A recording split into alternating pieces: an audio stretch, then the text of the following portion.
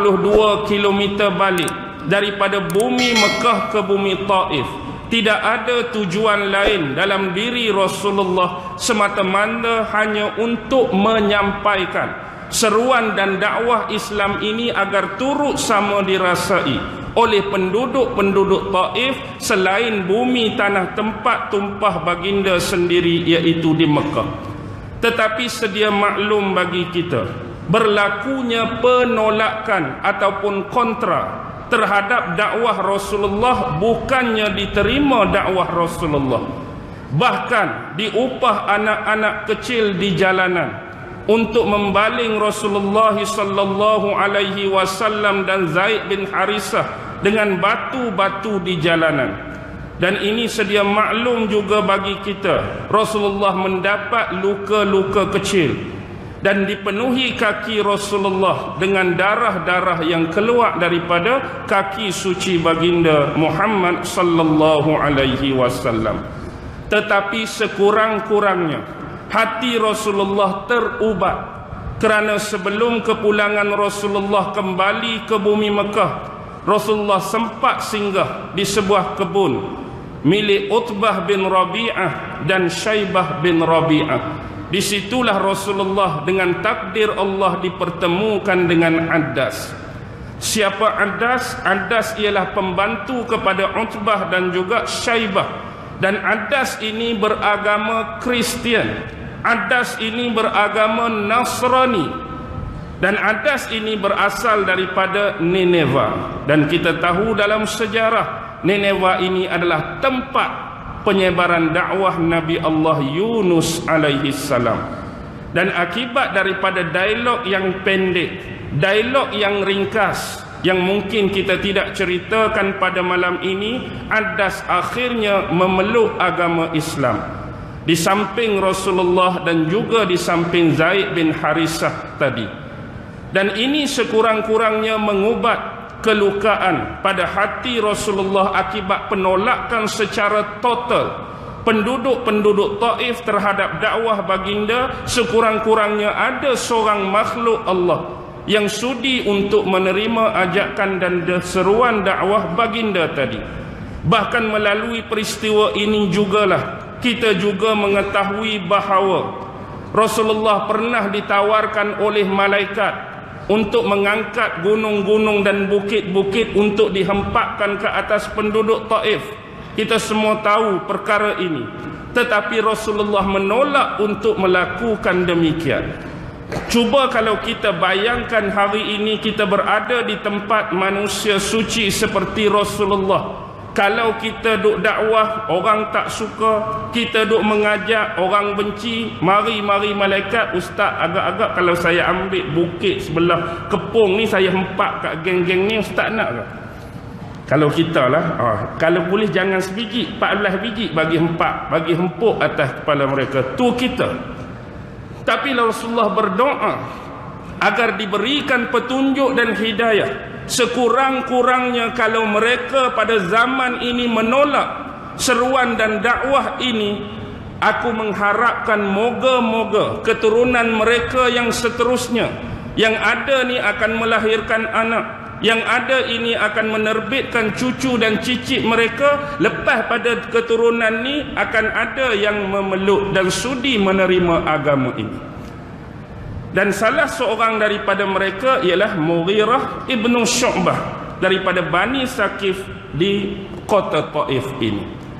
Mughirah ibnu Syu'bah ini pada awalnya kepribadian beliau di masa jahiliyah memang ada yang kurang menyenangkan. Dan begitu jugalah rentetan di antara sebahagian besar sahabat-sahabat Nabi, termasuk Sayyidina Umar sendiri dan beberapa sahabat lain. Ketika zaman mereka pada waktu jahiliyah, memang banyak kelemahan-kelemahan, memang banyak kesilapan-kesilapan, memang banyak kekurangan-kekurangan. Ini kita tidak boleh nafi. Tetapi setelah mereka memeluk agama Islam, samalah seperti sifatnya Mughirah ibnu Syu'bah, dengan seharian, hari-hari, setiap masa di bawah naungan bimbingan madrasah Rasulullah sallallahu alaihi wasallam, dengan berkat persahabatan dengan sahabat-sahabat besar Nabi, sahabat-sahabat senior Nabi dan sahabat-sahabat Nabi yang lain, akhirnya membentuk acuan dan watak ke arah menjadi manusia yang lebih baik, menjadi manusia yang lebih sempurna. Dan beliau hidup sampai ke zaman Khalifah Muawiyah. Beliau hidup zaman Khalifah Muawiyah. Pada zaman Sayyidina Abu Bakar As-Siddiq, beliau pernah melalui beberapa peperangan, antaranya peperangan Yamamah. Yang kita tahu peperangan Yamamah ini adalah menentang golongan-golongan murtad, menentang golongan-golongan yang tak mau bayar zakat. Perkara ini berlaku pada zaman pemerintahan Sayyidina Abu Bakar bin As-Siddiq. Bahkan pada zaman khalifah ini juga beliau pernah mengikuti beberapa kali ekspansi dan juga ekspedisi ke bumi Syam dan juga bumi Iraq. Bahkan pernah menjadi utusan untuk satu penduduk yang dikenali sebagai An-Nujair. Kemudian pada zaman khalifah Sayyidina Umar bin Al-Khattab, beliau juga terlibat dalam peperangan besar, iaitu peperangan Yarmuk. Perang Yarmuk beliau terlibat. Bahkan beliau terlibat peperangan yang lebih besar, perang Qadisiyah. Cukup terkenal dalam sejarah bila tentera-tentera Islam bertempur dengan tentera-tentera Parsi Iran kuno di bawah pimpinan Panglima Rustum. Ini berlaku pada zaman Sayyidina Umar. Selepas peperangan tersebutlah beliau dilantik menjadi gubernur. Mula-mula gubernur di bumi Basrah, kemudian bertukar gubernur di bumi Kufah. Begitu jugalah selepas kewafatan Sayyidina Umar, beliau tetap dilantik sebagai gubernur di Kufah pada zaman pemerintahan Sayyidina Uthman bin Al-Affan. Tetapi bila pemerintahan Sayyidina Ali, sejarahnya berlaku konfrontasi antara persaudaraan Islam sendiri. Peperangan Siffin berlaku, peperangan Jamal berlaku. Perang Jamal antara Ali dengan Aisyah dan perang Siffin antara Ali dan juga Sayyidina Muawiyah. Masa konfrontasi di antara Muawiyah dengan Ali ni pada peringkat permulaan sahabat yang nama Mughirah ibnu Syu'bah ni mengambil jalan dia tak memihak kepada mana-mana. Tak memihak dan tak menyokong kepada Sayyidina Ali dan mengambil jalan tak memihak dan menyokong kepada Sayyidina Muawiyah. Tetapi di penghujung-penghujung dia lebih memihak kepada Sayyidina Muawiyah. Dan perbuatannya diikuti oleh sahabat-sahabat lain yang awalnya bersikap sama seperti dia, duduk tengah-tengah tanpa menyebelahi mana-mana pihak. Kemudian dia hidup lagi pada zaman pemerintahan Muawiyah dan dia masih kekal sebagai gubernur di bumi Kufah. Dan akhirnya beliau menghembuskan nafas yang terakhir pada tahun ke-50 Hijrah. Itu sedikit sebanyak mengenai latar belakang dan sejarah kehidupan Mughirah ibnu Syu'bah di samping Rasulullah, di samping sahabat empat dan awal pemerintahan Sayyidina Muawiyah bin Abi Sufyan. Tetapi keberadaan bersama Rasulullah yang lebih penting untuk kita ceritakan pada malam ini yang berkaitan dengan hal kepribadian Mughirah ibnu Syu'bah itu sendiri. Yang terlibat pada zaman Rasulullah antara yang masyhur Bai'ah Ar-Ridwan. Juga ada keterlibatan Mughirah ibnu Syu'bah. Lebih jauh yang membawa kepada perjanjian Hudaibiyah. Dialah seorang lelaki yang berada di samping Rasulullah sewaktu diplomasi perjanjian Hudaibiyah ini dijalankan. Mengawasi perbicaraan diplomasi dan persepakatan ini sewaktu dia berlangsung. Dan dia juga terlibat dalam pembukaan kota Mekah dan beberapa peperangan yang lain seperti perang Hunain dan juga perang Taif sendiri. Baik, kita tengok dalam sejarah Rasulullah sallallahu alaihi wasallam pernah memasang niat pada tahun tertentu untuk melakukan umrah. Rasulullah kan dia berhijrah ke bumi Madinah. Lama Rasulullah duduk Madinah, Rasulullah rasa teringin Rasulullah rasa berniat nak kembali semula ke Mekah, bukan untuk tujuan berperang, bukan untuk memerangi orang yang perangi dia dulu, tetapi Rasulullah nak menunaikan umrah di samping bertemu dengan kaum kerabat dan ahli keluarga yang lama ditinggalkan di bumi Mekah. Jadi bila Rasulullah sampai di satu tempat di kawasan Hudaibiyah, seolah-olah orang-orang dalaman daripada Mekah cuba menghalang niat dan kemasukan Rasulullah ke bumi Mekah. Lantas secara ringkas terjadinya bai'ah Ridwan. Sebab apa terjadinya bai'ah Ridwan? Sebab Rasulullah mengutuskan sahabat khalifah yang ketiga, Utsman bin Affan, untuk melakukan perjanjian dan untuk melakukan juru bicara bagi pihak Nabi Muhammad dan sahabat yang lain. Tiba-tiba kedengaran berita sampai kepada baginda, tapi berita ni tak betul sebenarnya. Sampai khabar angin bahawa bila hantar Sayyidina Utsman kena bunuh. Jadi bila kena bunuh itulah sahabat-sahabat melakukan perjanjian setia di bawah pokok yang dikenali Bai'ah Ar-Ridwan. Masa perjanjian itulah turunnya ayat Yadullah fauqa aidihim tu. Tangan Allah di atas tangan-tangan mereka. Bila sahabat-sahabat letak tangan, macam kita nak main bola lah. Kan kita nak main bola, okey, sebelum main tu letak tangan. Oh, main bola. Jadi letak tangan tu turun ayat Yadullah fauqa aidihim, berkenaan dengan perjanjian Bai'ah Ar-Ridwan. Jadi untuk lebih lanjut dipanggil utusan masing-masing. Jadi Rasulullah sendirilah yang mengetuai dan mengepalai utusan bagi pihak umat Islam. Yang dihantar oleh kafir musyrikin Mekah ialah seorang lelaki yang bernama Urwah bin Mas'ud As-Saqafi. Urwah bin Mas'ud As-Saqafi sama lakab belakang dengan Mughirah. Maksudnya As-Saqafi, Urwah ni juga berasal daripada Bani Saqif. Bani Saqif penduduk Taif. Jadi marilah Urwah bin Mas'ud berhadapan dengan Rasulullah. Duduk sebelah Rasulullah tu ialah Mughirah bin Syu'bah berdiri mengawasi sewaktu kita kata diplomasi dan persepakatan ini berlangsung. Cuma yang membawakan Urwah bin Mas'ud As-Saqafi tak kenal kepada Mughirah ibn Syu'bah ni, sebab Mughirah pada masa tu pakai baju perang, pakai topi besi, hak nampak mata 2 biji. Jadi dia tak kenal Mughirah duduk sebelah Nabi ni.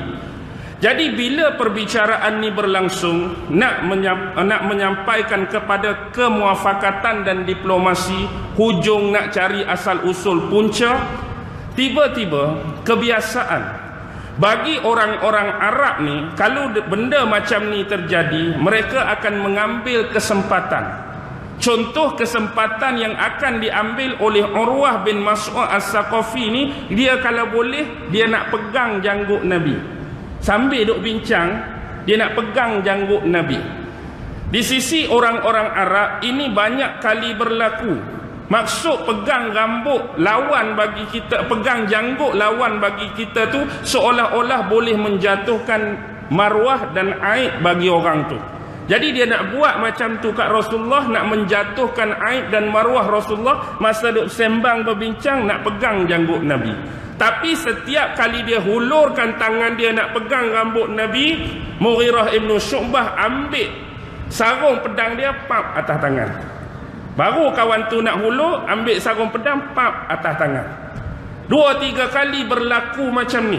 Jadi bila banyak kali berlaku, ini mendatangkan kemarahan bagi Urwah bin Mas'ud As-Saqafi. Seolah-olah perlakuan Mughirah pukul tangan dia tadi dianggap biadab. Jadi dia bertanya, siapakah kamu ni? Kamu telah melakukan kebiadaban terhadap aku. Dia tak sebut nama dia. Kalau boleh dia tak mau pun Urwah tu tahu dia ni Mughirah. Tetapi sahabat-sahabat lain yang di samping Rasulullah dengan Mughirah bagi tahu, kalau kamu nak tahu sangat, lelaki ni Mughirah ibn Syu'bah. Oh, terkejutlah dia, geng kampung dia. Mughirah ibn Syu'bah. Terus Urwah bin Mas'ud bangun.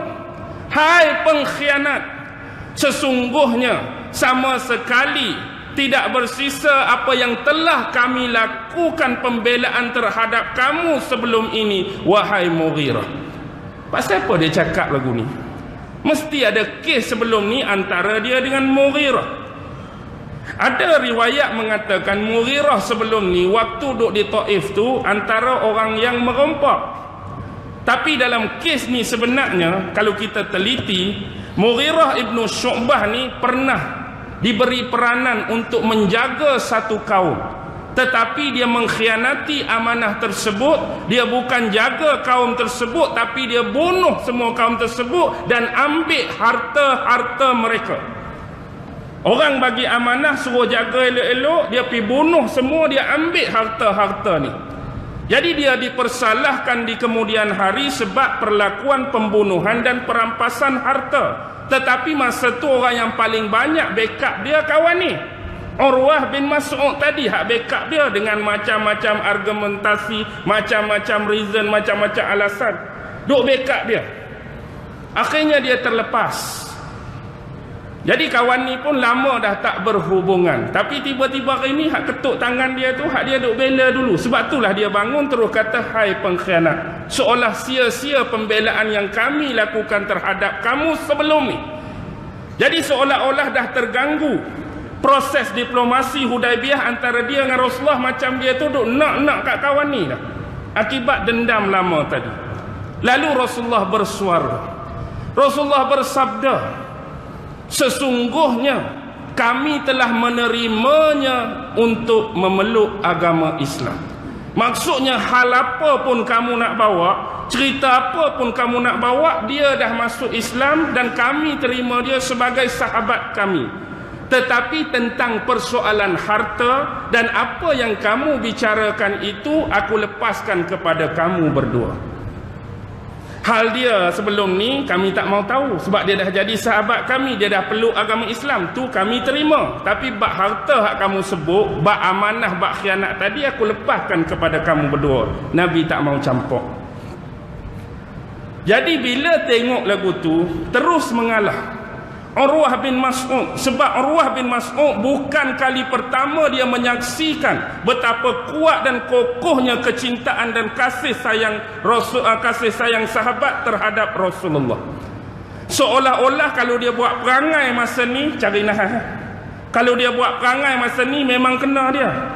Jadi dia terduduk kembali dan dia memikirkan perkara-perkara sebelum ini. Kalaulah andai kata kita boleh ungkapkan seperti ini, Rasulullah di sisi sahabat ni, kalau Rasulullah nak ludah, penuh tangan-tangan sahabat nak tadah ludah Rasulullah. Kalau sahabat memerintahkan sesuatu, berkerumun sahabat nak menunaikan arahan dan perintah Rasulullah. Kalau Rasulullah ambil wuduk, sahabat nak ambil saki-baki air dan wuduk daripada Rasulullah. Itulah bayangan kecintaan sahabat-sahabat Rasulullah terhadap batang tubuh ataupun figure Rasulullah sallallahu alaihi wasallam sendiri.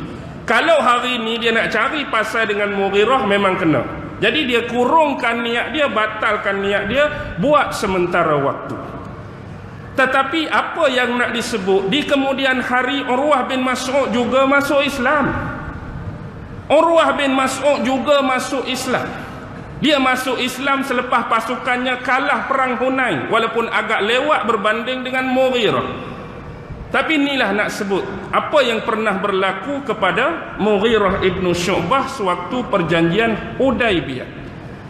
Bahkan lebih jauh sebagai contoh, lebih jauh sebagai contoh, sahabat besar ini juga, sahabat besar ini juga ialah barisan antara sahabat-sahabat Nabi yang diberi tauliah oleh Rasulullah untuk menuliskan wahyu-wahyu yang pernah diturunkan oleh Allah kepada baginda. Yang selalu kita dengar sebagai contoh, ketua penulis wahyu ialah sahabat Zaid bin Zaid bin Sabit, Muawiyah bin Abu Sufyan, Sayyidina Ali, Ubay bin Ka'ab, tak terkecuali Mughirah ibn Syu'bah juga antara list barisan sahabat-sahabat yang diberi kemampuan untuk menuliskan wahyu Rasulullah sallallahu alaihi wasallam. Bahkan pernah terjadi dalam satu kes bila Uskup Najran, bila sebut Uskup, dia lebih kurang macam pembesar ataupun pedri Nasrani hari ini. Dan Najran dulu berada dalam wilayah Yaman. Hari ini saya ingat Najran tu dah masuk dalam Arab Saudi kot. Itu tak ada kepastian, cuba cek Najran lah ni duduk dalam Yaman lagi ke duduk dalam Saudi. Dulu duduk dalam Yaman. Dan penduduk Yaman masa hari itu banyak yang beragama Kristian. Jadi Uskup daripada Yaman ni pernah mengutuskan surat kepada Rasulullah. Dan untuk kes ni Rasulullah minta sahabat yang nama Mughirah ibn Syu'bah tolong balas balik bagi pihak Rasulullah. Jadi dia antara orang yang menuliskan surat bagi pihak Rasulullah untuk balas balik kepada Uskup Najran. Dan di kemudian harilah datang rombongan beramai-ramai daripada Najran, hampir 50 ke 60 orang untuk berdebat dengan Rasulullah tentang konsep ketuhanan Isa kan. Dalam Quran sebut inna masala Isa indallahi kamasali Adam khalaqahu min turab, tu kisah pasal itulah. Jadi mari berdebat, tapi kalah, memang kalah pun. Kemudian bila nak balik mereka minta supaya dihantarkan seorang sahabat balik sekali dengan mereka untuk mengajarkan Islam kepada mereka.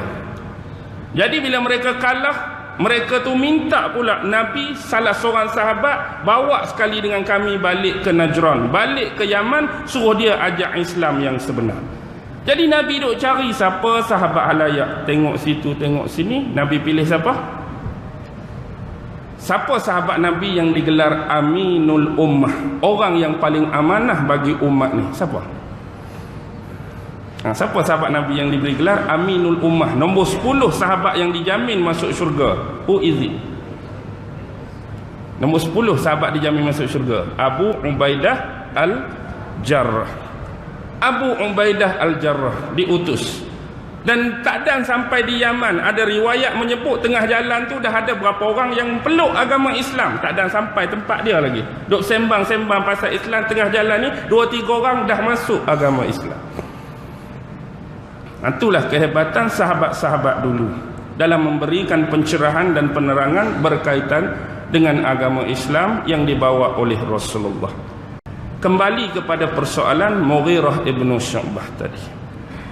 Dalam satu kes pernah berlaku, waktu ni usai dah habis peperangan Hunain dan peperangan Taif ataupun disebut peperangan Bani Saqif. Masa tu keberadaan Mughirah ibn Syu'bah ni di luar kota Madinah. Dia duduk di luar kota Madinah sedang buat apa? Dia sedang mengembalakan unta Rasulullah dan beberapa unta sahabat yang lain. Dia duduk di luar kota Madinah, duduk jaga unta Nabi dan unta beberapa sahabat yang lain. Tiba-tiba dari kejauhan dia nampak satu kafilah. Kafilah ni seolah-olah cara dia bergerak dan berjalan sedang menuju nak masuk ke kota Madinah. Dia pula duduk di luar kota Madinah, dia nampak kafilah. Jadi bila dia tengok semakin mendekati, baru dia tahu, baru dia cam bahawa kafilah ni ialah antara kaum kerabat dan anak beranak dia yang datang daripada bumi Taif. Dalam tu dia dapat kenal beberapa orang tu, adik-beradik dia, sahabat dia, kaum kerabat dia. Mereka menuju nak masuk ke bumi Madinah, kota Madinah. Dan hal keberadaan ni dia pun bersungguhlah nak bagi tahu. Orang yang paling utama nak bagi tahu siapa agak-agak? Dah awal nak datang ni, rombongan besar ni, nak bagi tahu kat siapa? Kat Nabi. Jadi dia pun lantas bergegas masuk ke kota Madinah menuju ke Masjid Nabawi nak cari Rasulullah, nak bagi tahu dia nampak pasukan kafilah ni datang menuju ke kota Madinah. Tapi sayangnya dia tak menemui Rasulullah di sana, dia menemui sahabat besar Abu Bakar. Lalu Abu Bakar kata, apa yang kamu kecoh ribut-ribut sangat ni, ada apa? Dia pun ceritalah apa yang dia nampak. Lalu Abu Bakar bagi tahu dekat dia, untuk hal ni kalau boleh biar aku bagi tahu dekat Nabi, bukan kamu. Padahal dia sendiri nak bagi tahu kat Nabi. Bila jumpa dengan Abu Bakar bagi saranan dan suggest, biar aku sendiri bagi tahu kat Nabi, bukan kamu. Dan dia menyetujui untuk Abu Bakar sendiri yang bagi tahu dekat Nabi. Jadi bila dapat tahu kepada Nabi ada rombongan ni nak jumpa dia, dan Rasulullah terbuka, senang hati untuk menerima rombongan ni.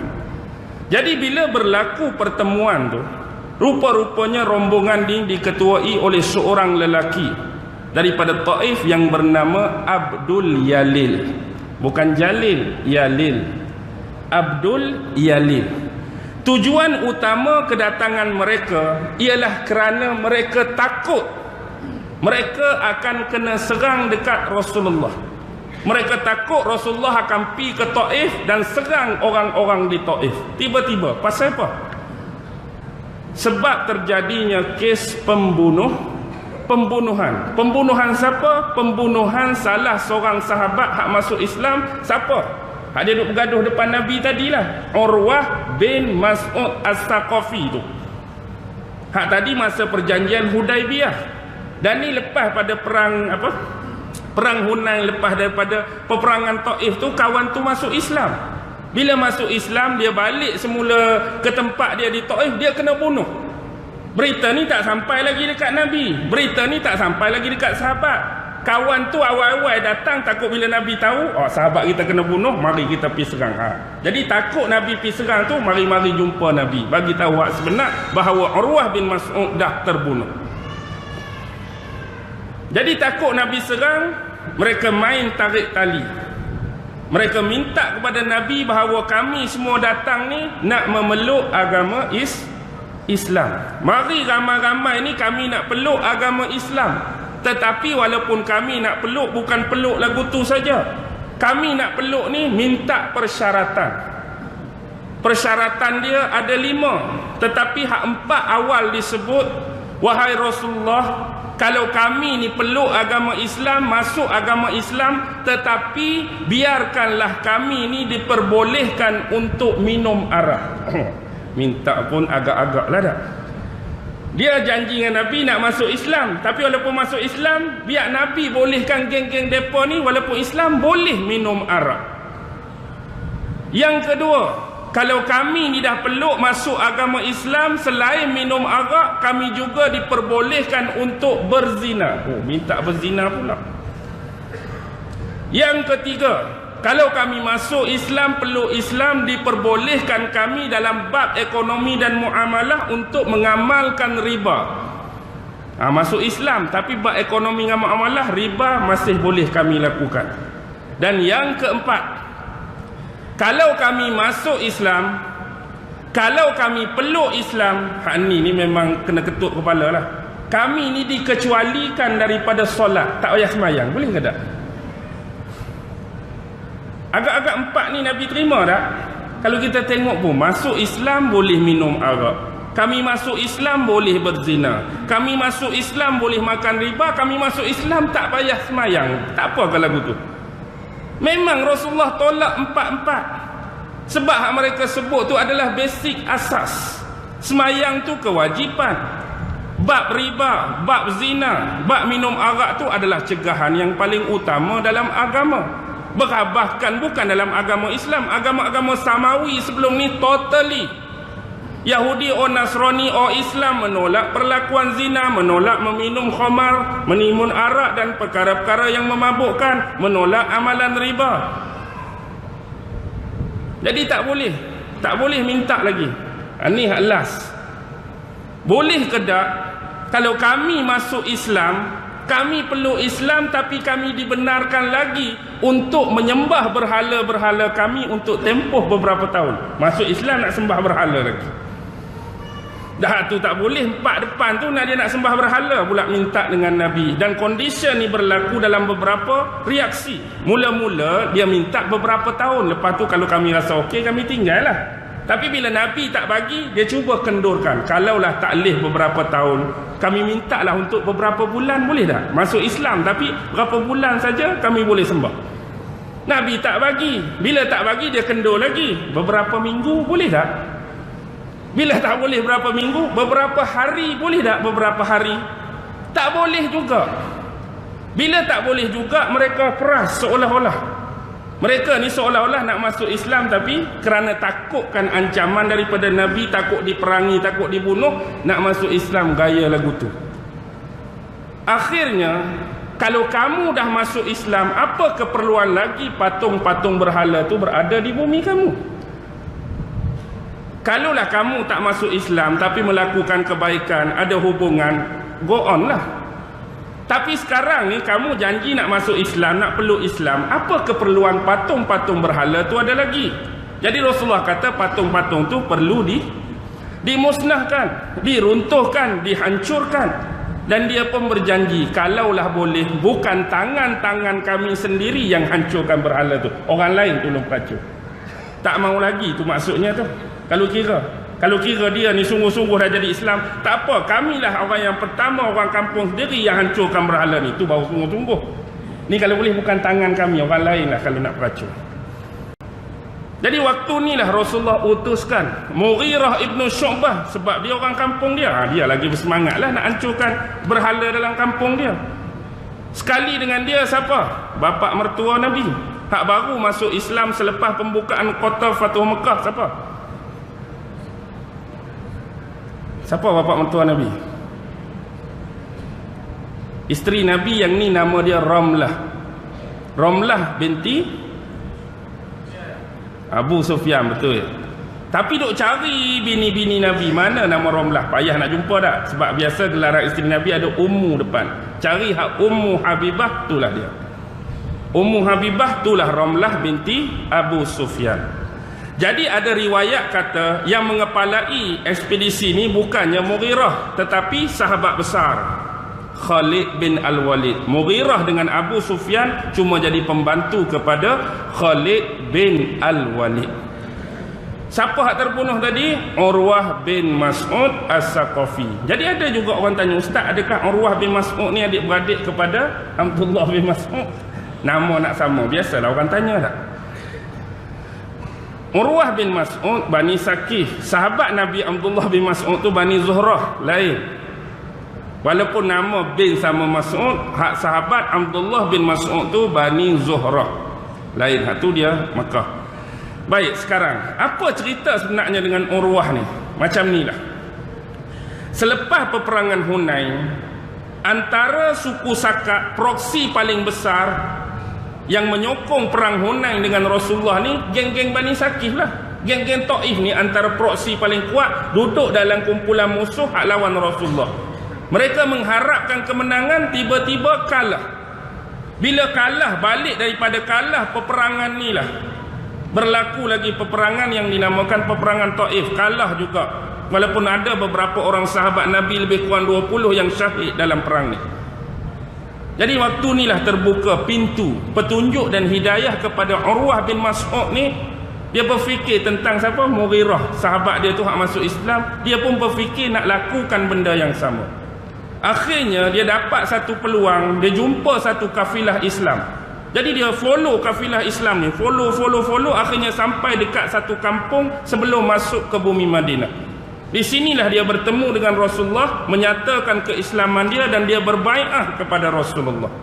Tapi dia punya hati yang suci, Urwah ni, lepas dia dapat pengajaran dan bimbingan daripada Rasulullah, satu masa dia bagi tahu dekat Rasulullah, wahai Rasulullah, kalau boleh cahaya petunjuk dan hidayah Islam ni bukan aku seorang saja nak terima, bukan aku seorang saja nak rasa. Kalau boleh aku nak balik semula ke Bani Saqif, ke Taif, kampung aku nak sebarkan dakwah Islam ni kepada sahabat-sahabat, kepada anak beranak, pada adik-beradik aku. Begitu besarnya hemah yang ada pada diri Urwah.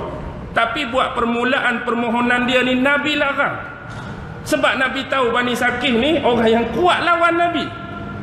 Bani Saqif ni orang yang kuat tentang Islam. Dia takut kecelakaan dan mudarat akan dikenakan ke atas batang tubuh Urwah. Nabi bimbang.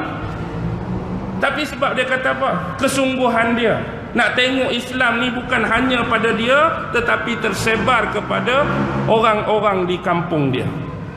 Lalu dengan rasa berat Rasulullah melepaskan Urwah bin Mas'ud balik semula ke Taif. Jadi lebih kurang perjalanan dia sampai semula ke Taif itu pada waktu Isyak. Bila sampai di Taif waktu Isyak, dia masuk dalam rumah dia, kaum kerabat dan anak beranak dia sambut dia.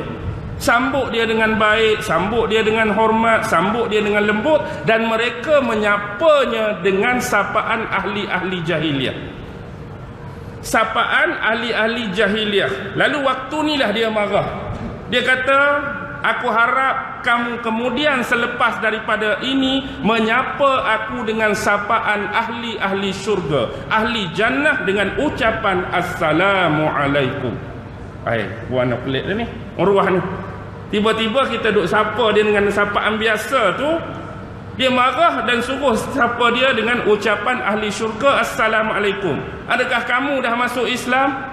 Adakah kamu menuju kepada Muhammad di Madinah? Dan dia membenarkan semuanya. Marahlah. Semua marah dekat dia. Yang termasuk marah ialah geng-geng kaum kerabat dia daripada bani-bani yang lain. Puncak kemarahan tu bila esok waktu fajar nak menyingsing. Dalam kitab menyebut dia naik atas tingkat rumah dia. Bila sebut lagu tu, wallahu alam lah suasana sebenar, rumah dia 2 tingkat ke, rumah dia tu agak tinggi ke, wallahu alam. Dia naik atas rumah dia tu, dia mengalunkan azan. Lepas dia mengalunkan azan, dia semayang subuh. Dan ada berapa orang lelaki yang tak puas hati dengan pengislaman dia. Ni nak tengok, hak Nabi bimbang tu dah berlaku lah. Orang Bani Saqif ni memang cukup menentang Nabi dan menentang Islam. Sampai anak beranak dia, kaum kerabat masuk Islam pun dia tak puas hati, dia berdendam. Akhirnya duduk di bawah tu, mereka melempari dan menghujaninya dengan anak-anak panah. Dan salah satu anak panah yang dilepaskan oleh seorang lelaki yang bernama Aus bin Auf dari kabilah Bani Malik. Di Taif ni, di samping Bani Saqif ada Bani Malik. Dari Bani Malik ni seorang lelaki nama Aus bin Auf panah. Dan Hani memang tepat di dada belah kiri dia, lalu dia rebah. Dan Hani ni memang menusuk parah lah kita kata. Bila rebah ni, walaupun anak beranak dia tu tak suka juga dengan pengislaman Urwah, tapi anak beranak kita kena panah. Jadi bermusuh pula dengan geng Bani Malik ni. Keluarlah geng-geng daripada kaum kerabat Urwah bin Mas'ud. Hak terkenal antaranya Ghailan bin Salamah, Kinanah bin Abdul Yalil. Kinanah bin Abdul Yalil, tadi ketua hak mai tu Abdul Yalil, bapak kepada Kinanah ni, anak beranak dia. Hakim bin Amru daripada geng-geng lelaki Bani Ahlaf. Bani Ahlaf juga salah satu bani selain daripada Saqif dan Bani Malik di Taif. Bergabung, tapi waktu tu dia minta jangan. Dia kata, aku minta pada kamu semua, janganlah menuntut darah aku ni, jangan membunuh mereka semua kerana aku. Dan aku sebut pada kamu sendiri hari ini, aku dengan rela menyedekahkan darah dan nyawa aku ni demi perhubungan yang rapat seperti sedia kala antara kamu dan yang lain. Tengok pengorbanan yang besar. Aku rela menyedekahkan darah dan nyawa aku ni demi melihat hubungan yang rapat seperti sedia kala antara kamu dengan bani-bani yang lain. Jangan berbunuhan kerana aku. Jadi salah seorang anak beranak dia pangku dia. Wahai Urwah, itu benar. Tapi bagaimana juga dengan darah yang mengalir ni? Takkan tak ada apa-apa? Nak jugalah maksudnya tu. Darah yang mengalir ni tak ada apa-apa ke? Apa-apa maksud di sini apa? Pembelaan atas kamu. Demi Allah, sesungguhnya Allah telah memuliakan aku dengan cara ni. Dan ini adalah persaksian Allah atas kejadian yang berlaku pada hari ini. Tetapi takdirnya sekiranya aku mati, aku harap aku dapat bersama dengan sahabat-sahabat Rasulullah yang syahid di benteng di medan Taif. Ini hak terjadi sebelum ni. Rasulullah hantar sahabat-sahabat dia berperang, mengepung benteng Taif selama beberapa hari. Dan dalam peperangan ni 20 orang sahabat mati syahid. Dan mereka dikebumikan di lereng bukit di Taif tu lah. Kalau boleh, kalau aku mati ni, pergi ke bumi sekali dengan hak geng 20 orang tadi. Tapi jangan bergaduh, jangan berbalah. Jadi ditunaikan hasrat dia, dia ditanam. Dikuburkan bersebelahan dengan geng-geng sahabat hak 20 mati syahid sebelum ni. Dan Rasulullah ada bersabda tentang Urwah bin Mas'ud. Perumpamaan Urwah di atas kaumnya seperti perumpamaan ahli Yasin di atas kaumnya. Perumpamaan Urwah atas kaum dia sama seperti perumpamaan ahli Yasin atas kaumnya. Siapa ahli Yasin? Cuba buka surah Yasin ayat 20-21. Apa ayat dia? Ada seorang lelaki kan. Siapa sahib Yasin ni? Lelaki yang dimaksudkan ialah Habib An-Najjar, atau nama betul dia Khubayb An-Najjar. Kes ni berlaku di wilayah Antioquia, yang mana datang utusan-utusan Nabi Isa alaihi salam menyebarkan seruan dan dakwah. Dia minta kepada penduduk kota supaya menerima seruan utusan-utusan Nabi Allah Isa alaihi salam, tapi akhirnya dia sendiri terbunuh. Nah, buka surah Yasin, itulah dia. Sahib Yasin, Habib ataupun Khubayb An-Najjar. Tu perumpamaan Rasulullah bagi dekat dia. Tu kes hak berlaku sebenarnya kepada batang tubuh Urwah bin Mas'ud sebelum Abdul Yalil dan geng lain datang hak minta merapu macam-macam tadi. Okey, nampak. Jadi bila ni berlaku, peluanglah untuk Mughirah balas balik. Mughirah sebut di hadapan sahabat-sahabat Rasulullah waktu nak meruntuhkan berhala. Wahai sahabat-sahabatku, hari ini kamu akan melihat bagaimana kamu akan mentertawakan melihat kepada reaction yang akan dilakukan oleh orang-orang Taif ni. Dia hak paling dia nak berhala paling besar, iaitu berhala Al-Lata. Banyak berhala ni, tapi hak paling besar, paling ditinggikan dan paling dimuliakan oleh penduduk Bani Saqif, berhala nama Al-Lata ni. Dia ambil 2 cangkul, dia pergi bantah tu. Dia pergi buat hatu tutang, rebah terbalik. Dan perkara terbaliknya patung Lata ni jadi satu kegemparan yang cukup besar di sisi penyembah-penyembah berhala Bani Saqif. Penduduk-penduduk Taif tadi seolah-olah dunia ni nak runtuh dengan perbuatan Mughirah bin Syu'bah telah menumbangkan berhala mereka hak paling besar dan paling dimuliakan. Sampai keluar salah seorang daripada mulut mereka kata apa?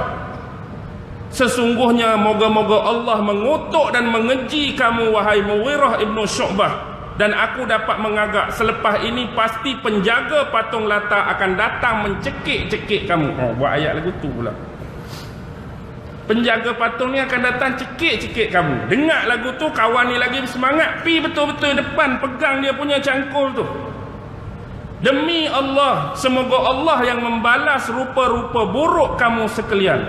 Tidak ada faedahnya apa yang kamu sembah pada patung ini kecuali hanyalah tanah batu dan lumpur yang hina.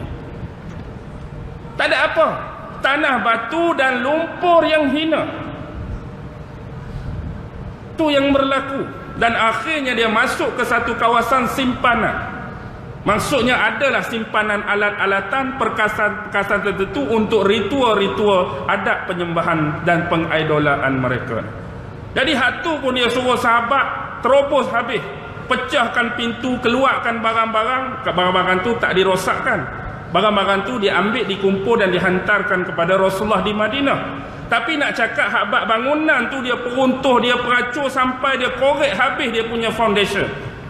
Bukan kata peruntuh saja. Kalau kita kata nak peruntuh masjid ni, bukan hak atas darat, hak zahir nampak, hak dalam tu dia korek habis, tak mau tengok dah. Sampai begitu sekali sahabat-sahabat nak membubarkan apa yang dikatakan sebagai penyembahan berhala ni, tak mau ada. Tu pernah berlaku pada Mughirah ibn Syu'bah dan sahabat yang lain sewaktu berada di kalangan Bani Saqif di bumi Taif. Dan terakhir yang paling famous, penyertaannya pada zaman Sayyidina Umar, perang Qadisiyah tadi. Perang Qadisiyah ni perang melawan Parsi. Inilah dendam Parsi sebenarnya. Hak orang Iran, hak geng-geng Syiah ni hak duk marah sangat dekat Umar sebab kekalahan ni lah. Sebab kekalahan ni, kita tahu dalam sejarah siapa yang bunuh Umar? Siapa yang bunuh Umar? Abu Lu'lu'ah Fairuz Al-Majusi.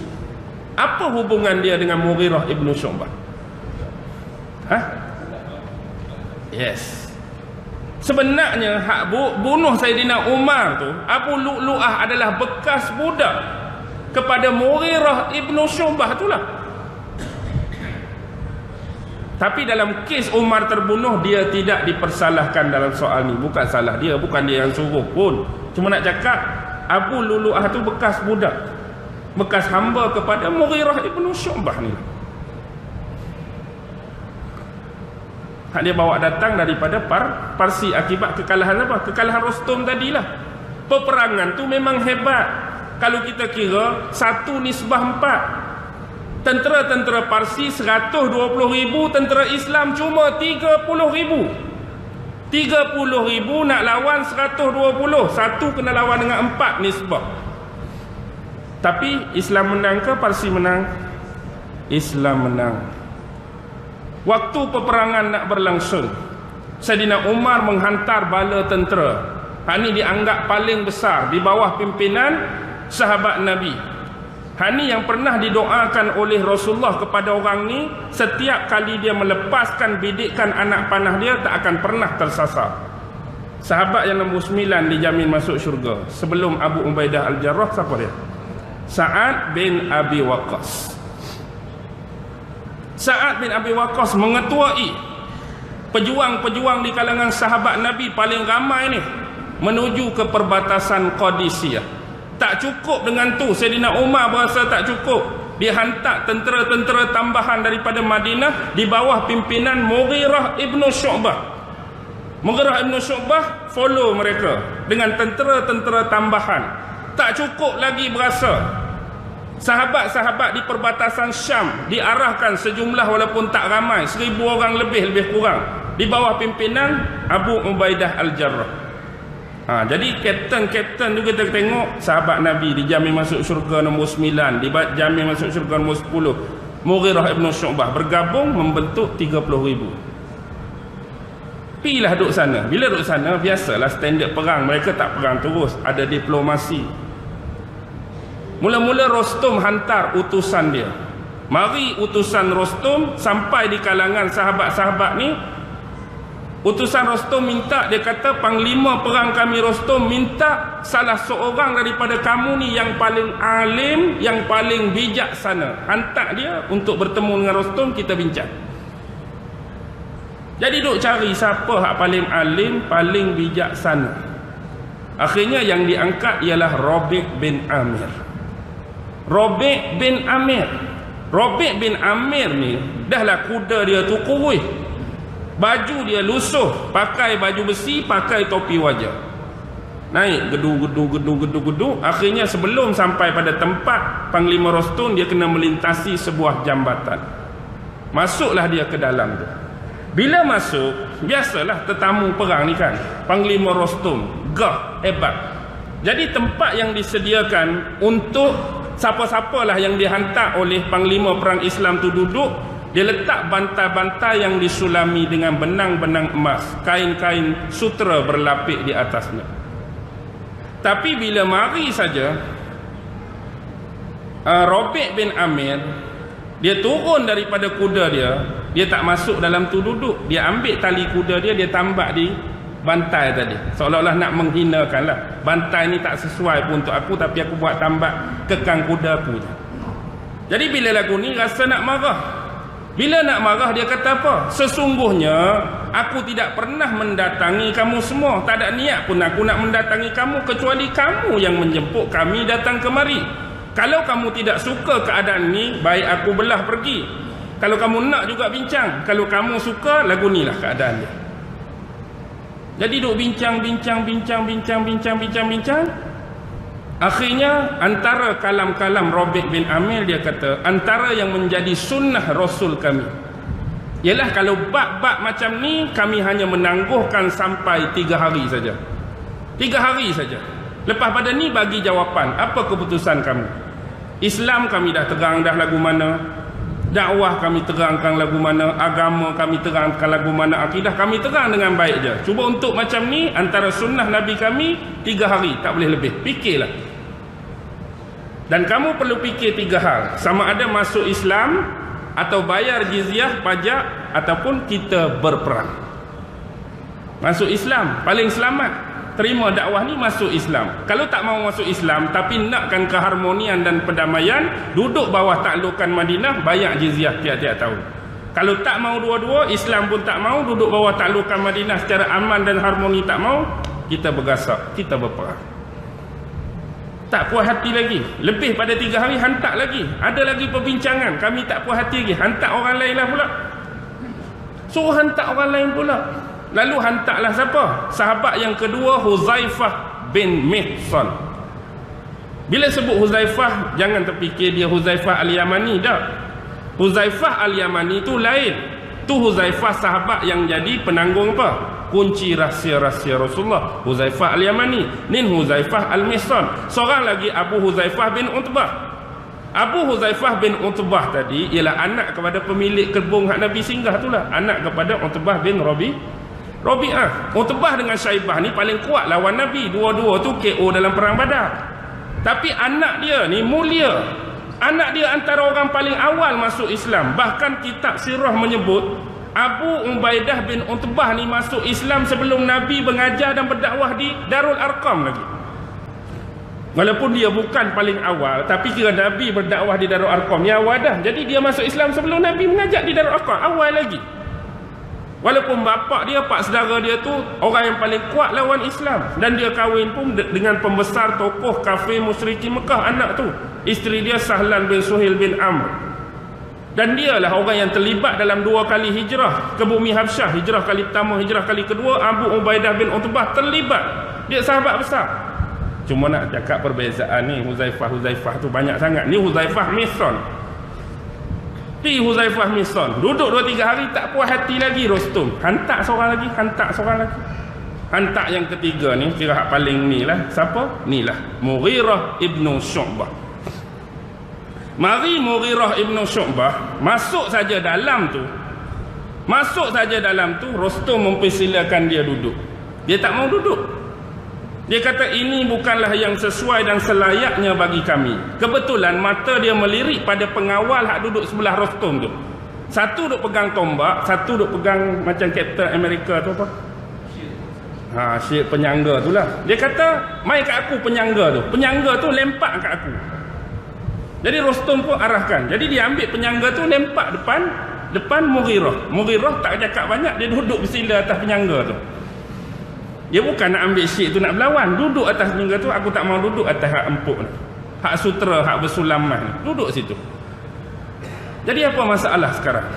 Dia pun cerita sama seperti Rabi' bin Amir. Dia cerita sama seperti Huzaifah bin Mihsan tentang kebaikan-kebaikan Islam. Apa itu Islam dari sudut akidah, dari sudut syariat. Yang akhirnya ni yang ketiga ni dia try buat umpan.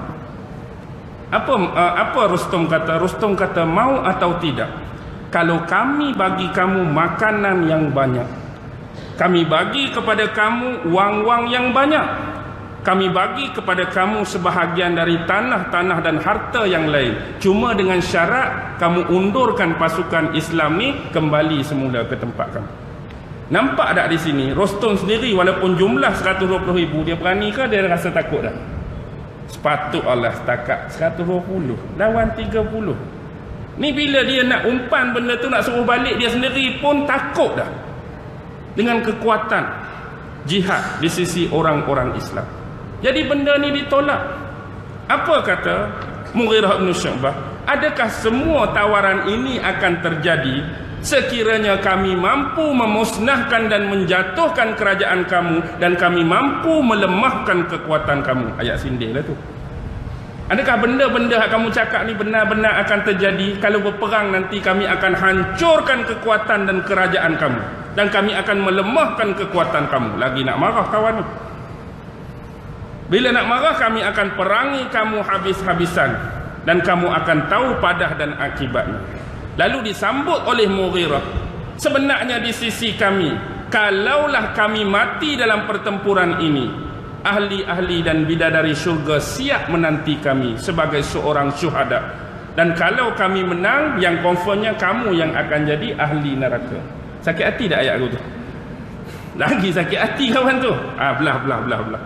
Belah tak boleh buat apa dah. Tak ada diplomasi, tak ada persetujuan, tak ada apa. Teng, perang. Bila perang, memang kalah lah. Memang kalah. Inilah dia panggil formasi apa? Formasi deruan ombak.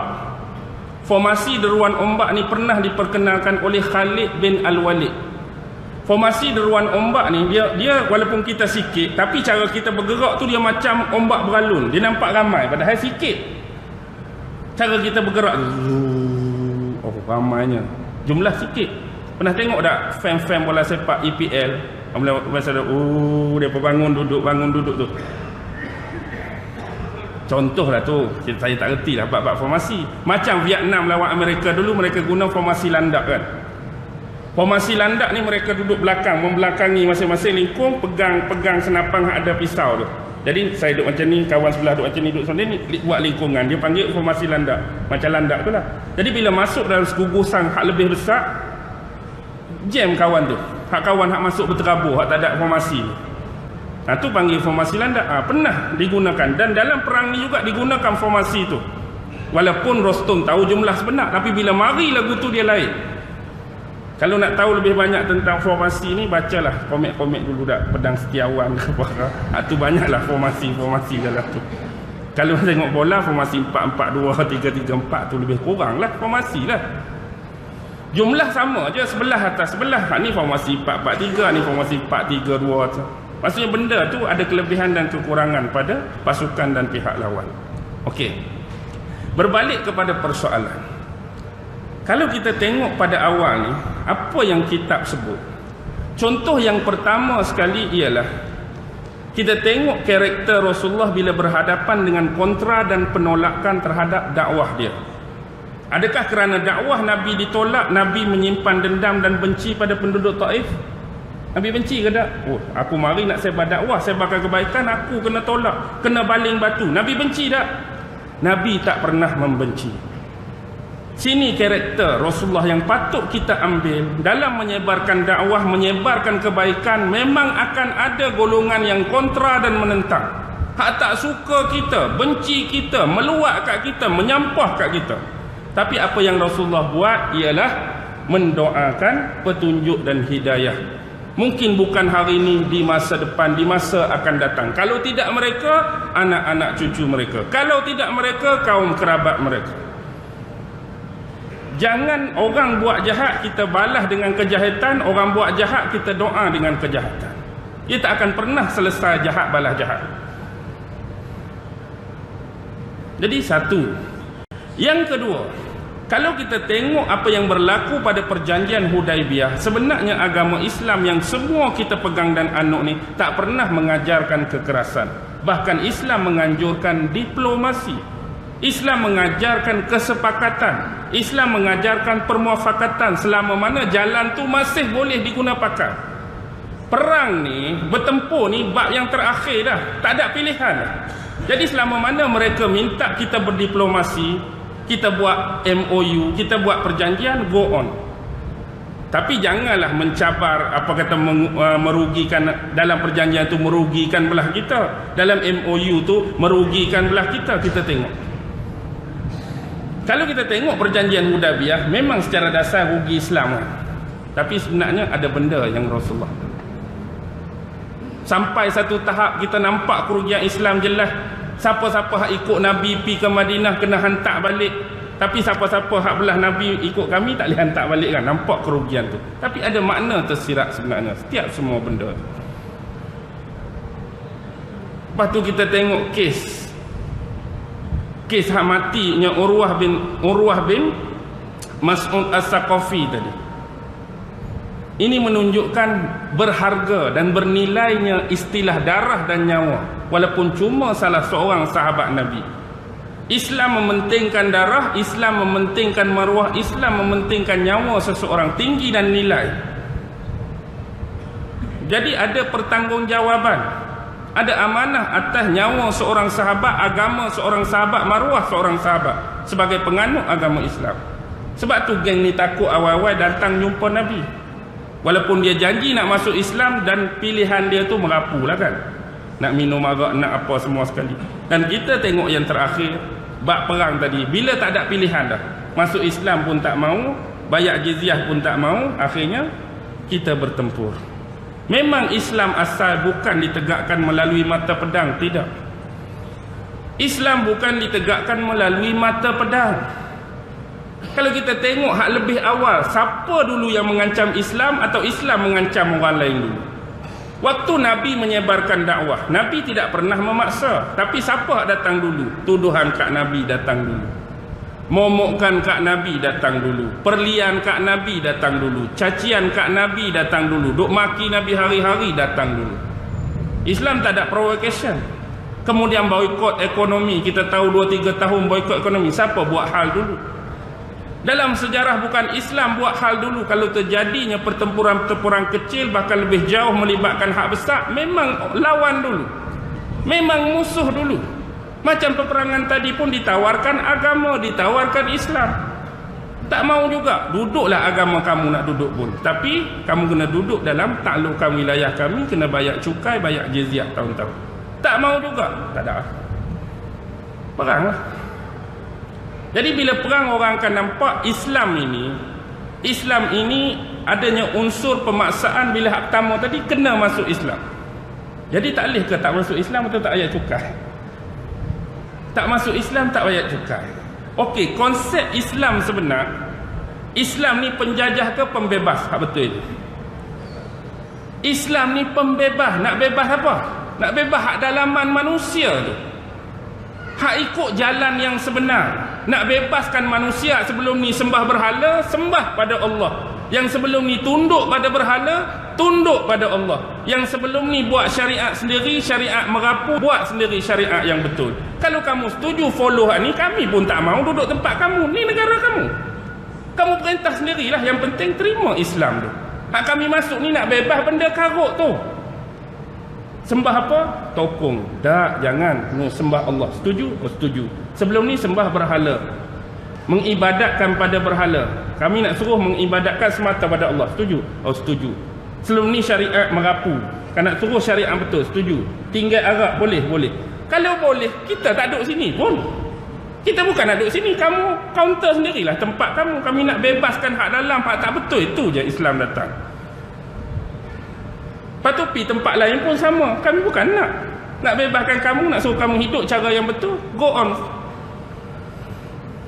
Kami akan tinggal lah. Kami akan balik semula tempat kami. Jadi tak balik, jadi duduk situ tu sebab apa? Sebab duduk berlawan lah. Sebab tak mau lah.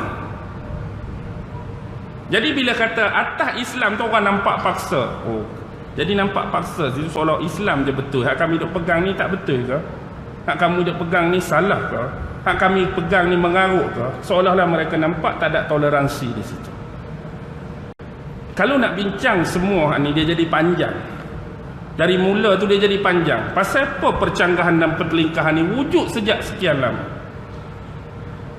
Kerana kita tidak mahu memenuhi dasar yang sama. Sebab dia ada pandangan skeptik sendiri dalam agama masing-masing. Cuma hari ni contoh, macam orang-orang Yahudi, macam orang-orang Kristian menuduh pemaknaan tentang kalimah Allah ni baru saja. Siapa Allah ni? Adakah Nabi Adam dulu berdoa dengan nama Allah? Adakah Nabi Musa dulu berdoa dengan nama Allah? Adakah Nabi Isa berdoa dengan nama Allah? Sedangkan dalam kitab Taurat, Nabi Musa menggunakan kalimah Yahweh, sebelum tu kalimah Elohim, sebelum tu kalimah macam-macam.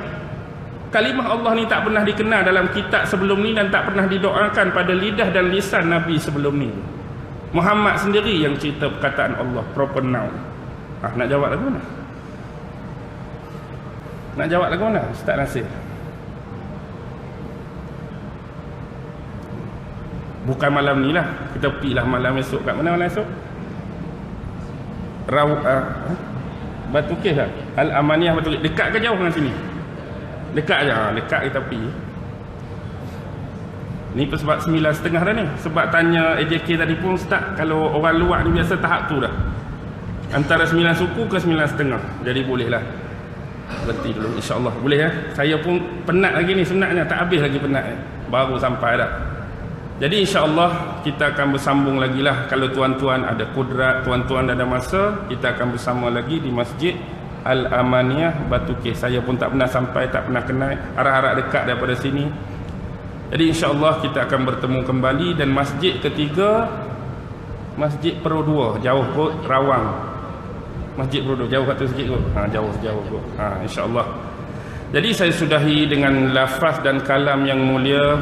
Wabillahi taufiq wal hidayah. Wassalamualaikum warahmatullahi ta'ala wabarakatuh. Apa yang baik datang daripada Allah. Apa yang lemah, kurang dan serba tidak sempurna, tak ada orang lain, datang daripada saya sendiri. Dan kita sebagai manusia yang tak lepas daripada kesilapan dan kesalahan, mengalu-alukan pembetulan pada kesilapan-kesilapan yang pernah kita lakukan. Mungkin insya-Allah kita sama-sama memperbaiki demi mencari keredaan Allah Subhanahu wa taala. Cuma ada iklan sikit bagi yang belum pernah mendapatkan buku ni, ada kat luar lah. Buku ni lama dah. Ni dah cetakan kelima, dah ke-6 ke, wallahu alam dah. Jadi kalau ada yang berminat, tak ada paksaan pun, tak suruh beli. Ada berminat, anda boleh beli. Dan satu lagi, seminar final year kehidupan. Ini 7 bulan 4. Di mana dah? Di Auditorium Cempaka Sari, Perbadanan Putrajaya. 7 bulan 4 hari Sabtu. Ni bukan cuti sekolah ni. Mereka paksa juga saya datang hari Sabtu lepas sekolah. Sari ya. InsyaAllah. Ni kira bertemu kawan lama lah ni. Ustaz Ahmad Dasuki ni. Mungkin ramai tak tahu lagi Ustaz Ahmad Dasuki ni. Satu flight dengan saya. Satu kuliah dengan saya. Ustaz Ahmad Dasuki juga satu rumah sewa dengan saya. Ustaz Ahmad Dasuki juga satu bilik tidur dengan saya. Dan Ustaz Ahmad Dasuki lebih jauh, satu katil dengan saya. Di Mesir dulu. Mungkin ramai yang tak tahu. Tapi hari ni dia bawa haluan dia, saya bawa haluan saya. Dia cara dia, saya cara dia. Dan insya-Allah kami dipertemukan. Sekali lagi, hari itu dah jumpa dekat mana? GMI kah? GMI, German Malaysian Institute. Tapi tak ada jumpa pun hari itu. Sebab saya ada kerja di Penang, kena balik awal. InsyaAllah kali ini sempat jumpa. Apapun yang terbaik itu kita harapkan dan pohonkan daripada Allah. Semua kita secara jujur nakkan kebenaran, nakkan kebaikan. Jadi kita minta hari-harilah kita pohon kepada Allah tentang kebenaran. Kita pohonlah kepada Allah tentang kebaikan. Bukan untuk kita, tetapi juga untuk anak isteri kita, untuk adik-beradik kita, untuk saudara seagama kita, untuk jiran-jiran kita, untuk orang-orang taman kita, untuk masyarakat kita dan keseluruhan orang-orang Islam yang diberi petunjuk dan hidayah oleh Allah Subhanahu wa taala insya-Allah. A'udzu billahi minasyaitonir rajim. Bismillahirrahmanirrahim. Allahumma innaka ta'lam anna hadhihi al-quluba qad ijtama'at 'ala mahabbatik والتقت على طاعتك وتوحدت على دعوتك وتعاهدت على نصرة شريعتك فوسك اللهم رابطتها وأدم ودها واهدها سبلها واملأها بنورك الذي لا يخبو واشرح صدورها بفيض الإيمان بك وجميل التوكل عليك وأحيها بمعرفتك وأمتها على الشهادة في سبيلك إنك نعم المولى ونعم النصير وصلى الله على سيدنا محمد وعلى آله وصحبه وسلم. سبحان ربك رب العزة عما يصفون وسلام على المرسلين والحمد لله رب العالمين. الله أكبر.